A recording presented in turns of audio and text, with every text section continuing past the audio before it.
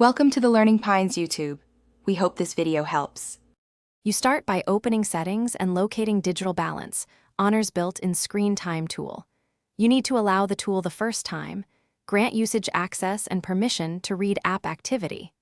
Once done, Digital Balance will begin tracking immediately, so make sure you complete setup now rather than postponing.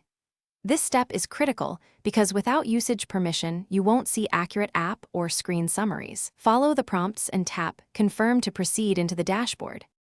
Once you're in the dashboard, look at the big graph to understand daily versus weekly patterns and peak hours.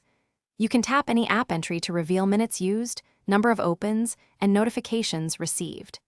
Make sure to set app limits or a bedtime schedule if you want automated control. Doing so enforces limits without manual intervention. Also consider enabling focus mode for distraction-free periods. This reduces interruptions and reinforces the behavior. To finish, review the summary and enable weekly reports so you get automated reminders of your usage. You can also set a digital balance passcode to stop changes by others, if you want to record, export, or screenshot the charts. If digital balance does not appear, restart the phone, check for system updates, or reinstall the Digital Balance app from App Gallery. These fixes usually restore missing features.